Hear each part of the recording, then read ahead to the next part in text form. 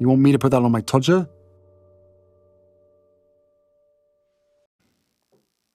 Harry's wife. Desperate. Name Rebrand. Harry's wife is an increasingly desperate soul. Each day, her narcissism must grapple with the threats to control that come her way. Anything that her narcissism perceives as a threat to that control requires her to nullify it. For some narcissists, they have long periods where everything's under control. The relevant appliances aren't demanding anything of them, aren't questioning them, aren't doing anything which offends. But it can soon change. But for Harry's wife, she has a more difficult position. Harry's in devaluation, which means regularly his behaviour is viewed through the lens of being painted black, meaning it's more likely to be seen as challenging. But moreover, she has a world out there that simply doesn't like her because of the way that she has behaved, with deals crashing, with popularity plummeting, and plenty of commentary that criticises her. She has these threats coming in at her, left, right, and centre. Her narcissism works overtime to nullify these threats to control. Many of you would think, gosh, sounds exhausting. Sounds it, but it isn't to the narcissist. Remember, she doesn't know what she is. She's designed to behave this way, in the same way that a shark is designed to swim in the sea and eat things. You would find it exhausting if you were thrown in the sea and told that's where you now have to live. You need to chase after things by swimming after them and trying to catch them and eat them. You'd probably end up dead in a very short period of time, exhausted from trying to keep yourself afloat, and you'd end up drowning. You're not designed to live in the sea, but a shark is, and thus a shark doesn't find it exhausting. The narcissist is designed to nullify threats to control, to assert control, to live off the fuel that is provided by people.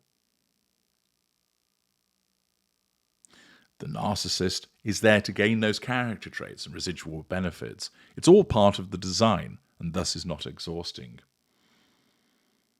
Nevertheless, she experiences regularly the symptoms of a threat to control: fury, irritation, annoyance, plummeting fuel levels, where the creature makes its presence felt.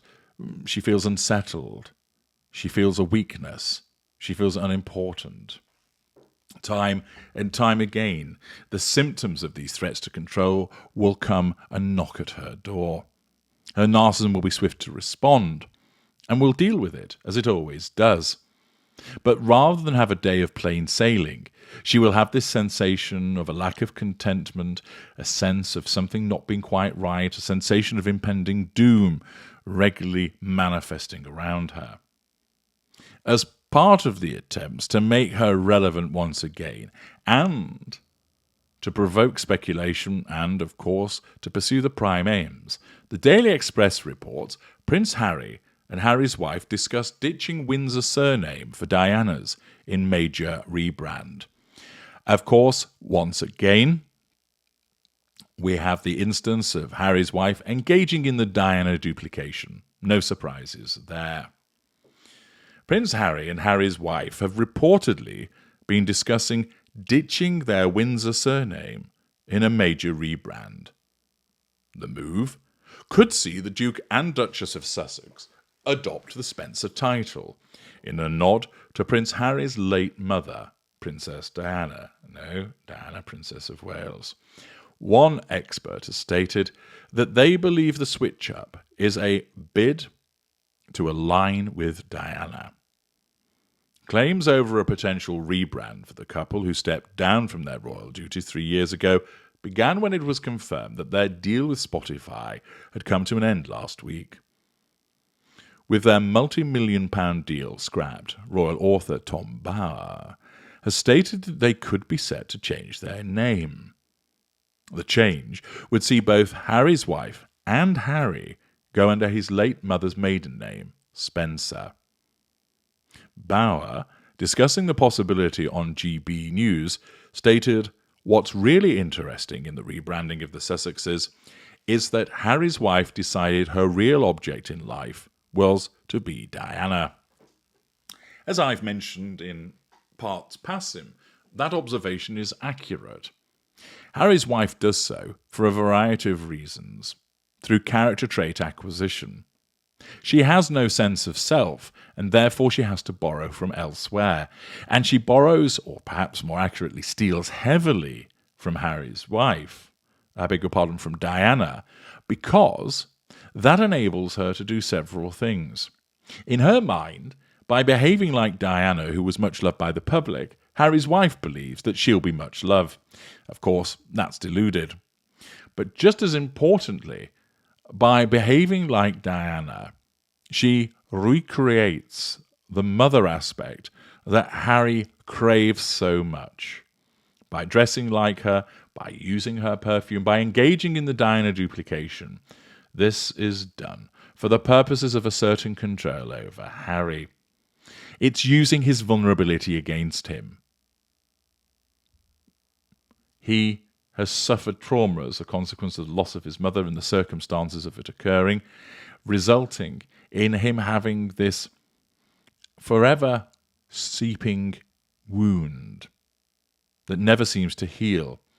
And under the pretense of looking after him, Harry's wife seeks to play the role of Diana, which enables her to step into the shoes of his late mother, and thus, in a rather creepy and unusual way, but not unusual for a narcissist, it enables her to be like his mother, thus controlling him and drawing fuel from him. It is not uncommon for a narcissist to emulate other people because of the absence of a true self. It is not uncommon for a narcissist to portray the role of somebody that is important in the life of the victim. And here, Harry's wife does it with regard to Diana, Princess of Wales. Bauer continued by stating, "That has always been her passion. That has also been Harry's passion. And Harry's wife went to the extent of suggesting that they should drop the name Windsor, which of course would enable her to cock a snook at the other royal family members, thus, in effect, belittling them, but then also to take the surname Spencer, so she'd be Harry's wife Spencer, the new Diana." Bauer told host Dan Wooten that he believes it's already been discussed with others, with the Duke taking on his mother's name too. Notice, of course, that it's the brainstorm idea of Harry's wife, and Harry, as always, is being led by his pecker to go along with it. Bauer said they've discussed it not only by themselves, but with others too. This isn't something they've plucked out of their minds. They were actively trying to recast themselves as Harry and Harry's wife Spencer. He'd take his mother's name too. It's all about the break-off. They'd also give up the Sussex title, because instead you've got the new incarnation of Diana. Accordingly, a suggestion from Tom Bauer that Harry's wife would utilise the Spencer name and, of course, encourage Harry to do so, enabling her to stick two fingers up and flip the bird at the royal family whilst engaging in the continued Diana duplication, which suits her narcissism for the reasons that I have explained. I'm H.T. Tudor. Thank you for listening.